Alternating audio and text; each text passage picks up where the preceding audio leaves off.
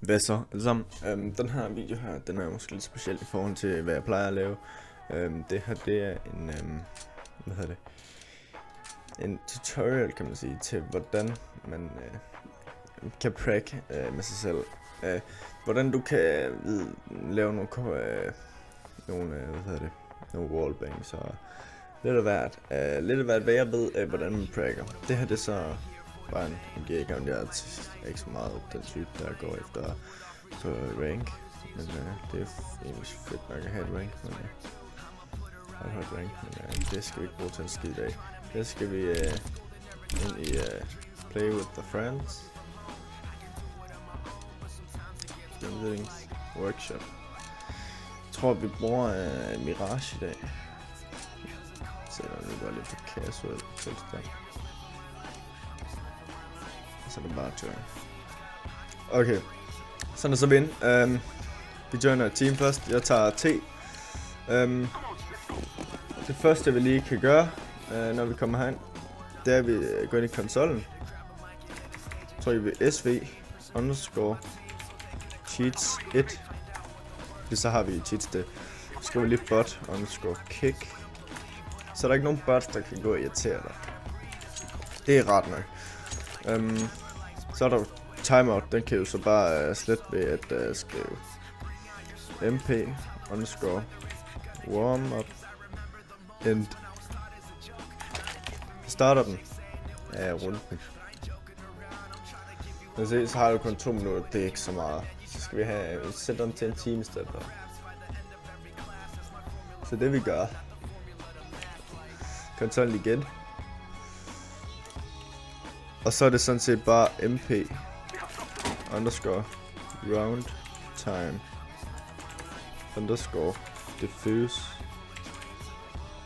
og så 60. Og så skriver vi kill. Og så skriver vi, nej ikke kill, så skriver vi restart. Så skal den gerne restart. Hvor er det irriterende.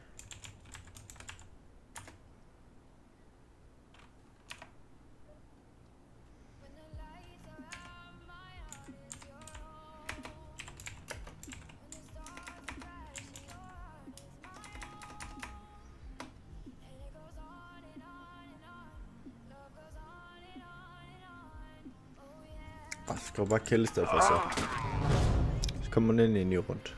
Det er lidt meget. Det plejer at restart, når man trykker restart. Eller skriver restart, men det gad den ikke den her gang. Så skal vi bare kill i stedet for. Og så kan vi se, at der er 60 minutter, som vi kan bruge på lige det vel. Vi vil starte med at købe, smokes og nades. Og flashes. Det er det, vi først gør.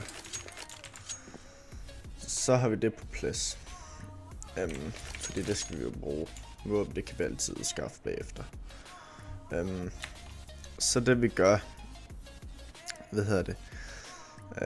så tror jeg vi mp underscore respawn respawn underscore on underscore DATH death underscore CT1.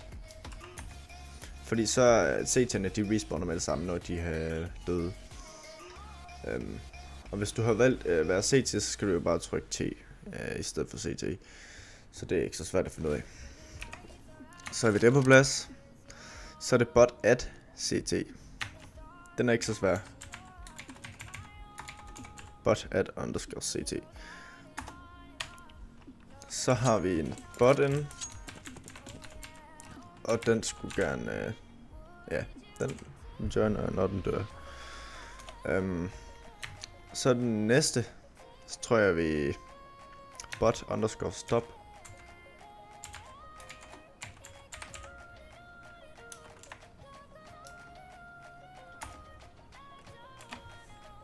Sådan der.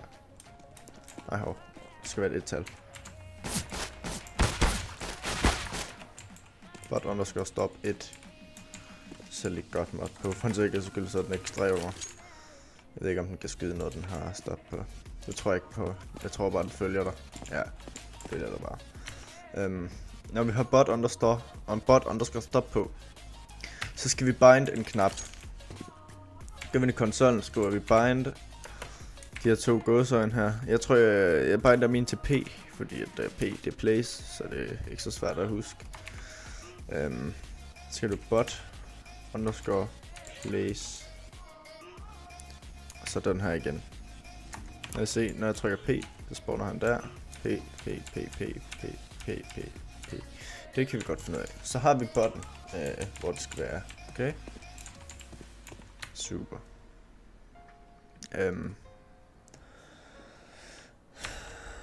Så er jeg sådan her. På konsollen igen. MP underscore limit teams 0. Det er lidt svært for class. Det er limited teams. Og så er det MP underscore auto team balance 0. Så laver den ikke auto team balance med det hele. Så skal vi ikke tænke over det. Så nu har vi egentlig de ting sat op, som vi skal bruge til at kunne lege med botten. Tænker vi, no clipper vi lige, for eksempel her, starter på B-side. Hvis vi siger, at vi gerne vil prakke et bombplant. Hvis du står og har plantet bomben, for eksempel, siger bomben bliver plantet her, ikke? Men hvis du gerne vil stå sikkert, så kan du prakke. Vi måske lave et wallbang op fra apps af heroppe. Så du gør. Da du stiller en bot der. Det mest, hvis vi siger, at bomben den er plantet her. Der lige sådan cirka. Så kan det være herlig. Den kan være herlig for os. Se her.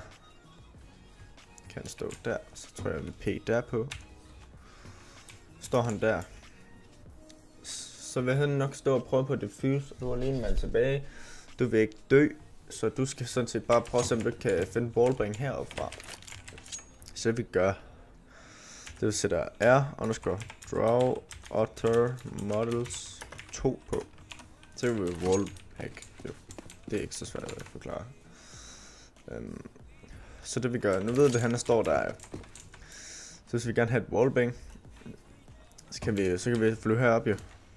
Kan vi for eksempel line op et sted, for eksempel her. Kan man skyde igennem her? Nej, det kan vi ikke. Kan vi line op her? Der kan vi ikke skyde igennem. Line op her. Der kan du godt skyde igennem, men det er lidt svært at huske. Det er herfra, og så lidt hen, og så op. Så er der hovedet der lige. Lad os se. Så har du ramt ham der. Med Infinity Armor. Jeg har Infinity Armor på. Jeg vil prøve at søge om en line op her. Så er du bare op her. Midten og så lidt til højre. Så har du ham der. Jeg vil lige gøre sådan her. Give weapon underscore AK47. Så har du ham der lige. Det er ikke så svært at huske. Det er bare en apps. Line op med den her. Og så ved du, at han kan stå her lige. Det er næsten lige i midten. Og bare spray der lige. Står sådan der. Han liner den op med den der.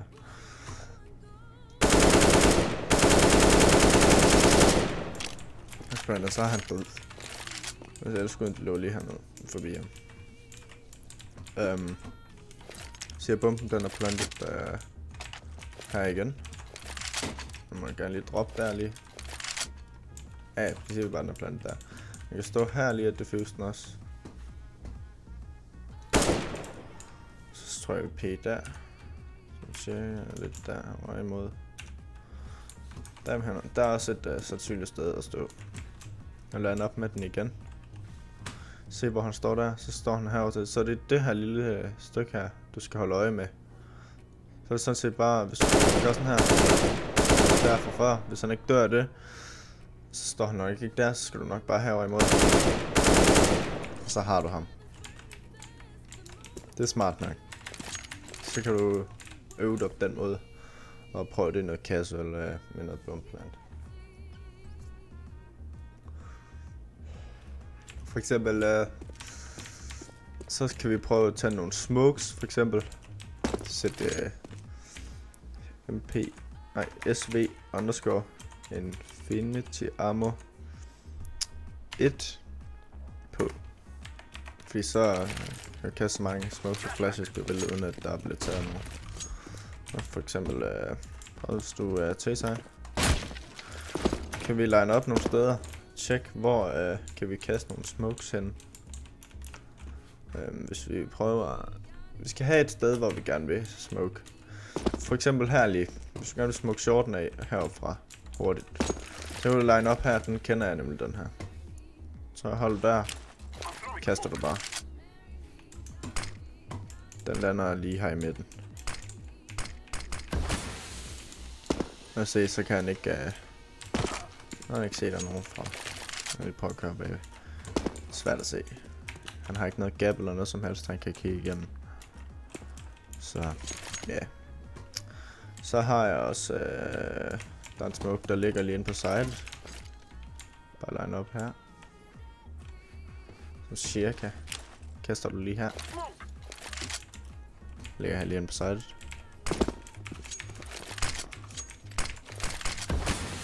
Der er måske et lille gap, men kan man lade sådan noget stå lidt og finpuste lidt. Så er der, hvad fanden er der mere for en? Der er den her.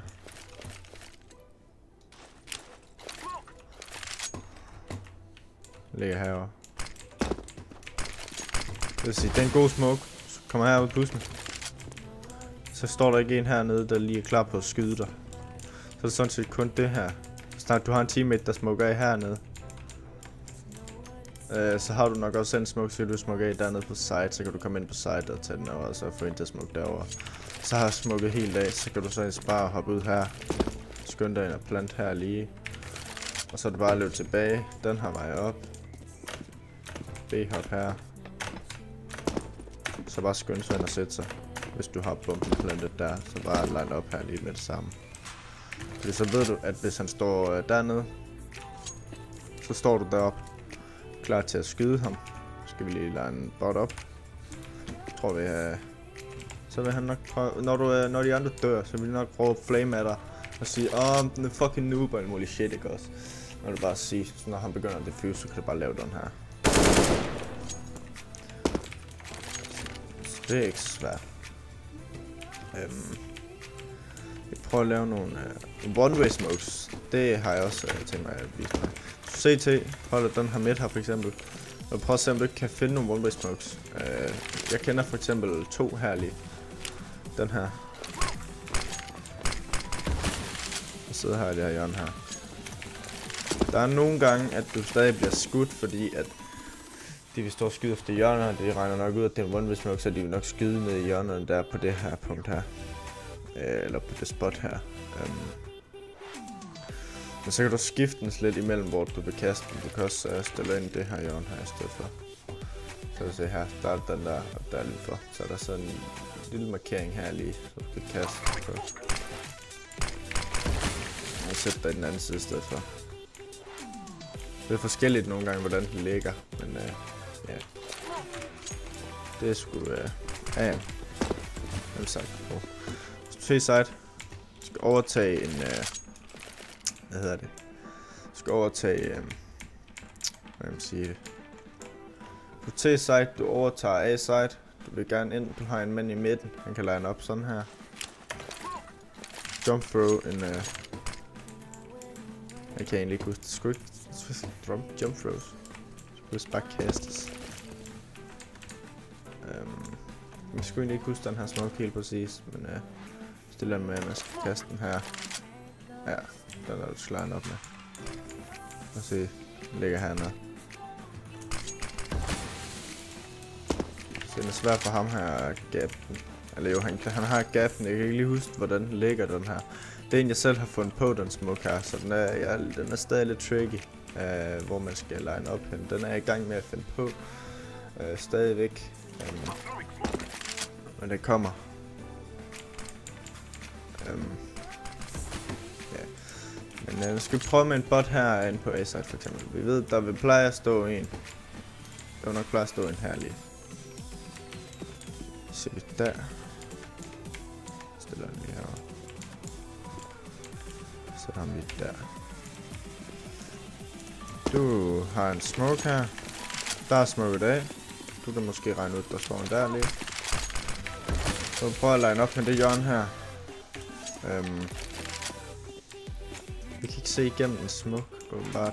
Det forstår jeg ikke. Overhovedet. Nå. Alligevel. Hvis du siger, der er smoke af der. Kan du line op her. Se, der er sådan en prik der. For eksempel. Prik ud. Så gå lidt frem her, for eksempel stå og signal CT. Jeg prøver at skyde sådan her henad. Han vil nok stå og skyde efter, og så vil han nok få det headshot der jo.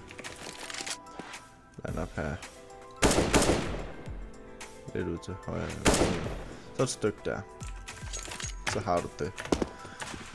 Hvis vi siger herfra også. Der er nogle smokes også. Nogle molotovs. Jeg vil sige, der er en smoke her. Jeg kan ikke helt huske den helt præcist. Skulle ligge nede i Underwood. Prøv at kaste den der i stedet for.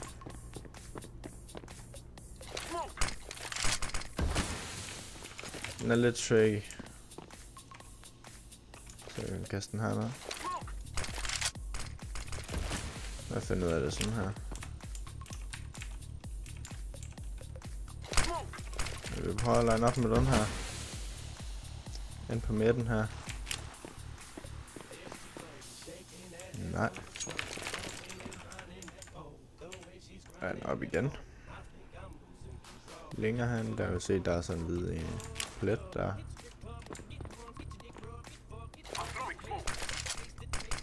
Den ligger ikke helt. Den går ikke. Prøver vi igen. Du var der lige ved den før. Vi går lidt ind mod midten. Nej. Jeg skal både lidt mere til højre, eller lidt mere til venstre, og så nedad. Jeg siger du der, vi havde den før. Vi går derover til. Vi trækker den lidt nedad. Træk den der hernede imod. Se om det virker. Det virker ikke.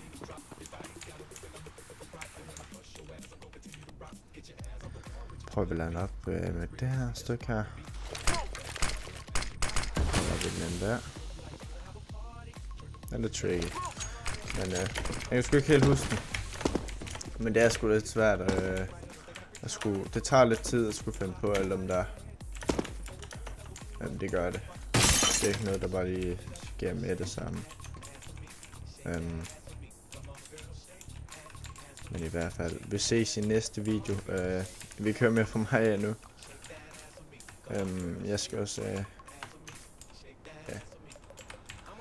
jeg skal også nå at redigere det her, og det er lige meget det meste jeg snakker om. Det er noget jeg kan finde ud af at finde på andre måder også. Ja. Der kommer nok en med spray pattern på et tidspunkt. Men det, jeg ved ikke helt hvordan det kommer. Nu ved I det med bots placement, hvordan man kan finde ud af hvor man kan skyde hen, hvordan man kan lave nogle wallbangs, som andre ikke nok ved. For eksempel det wallbang deroppe i, det var lige et jeg lige havde sat og lavet med før her i dag. Og smoken deroppe fra midten af.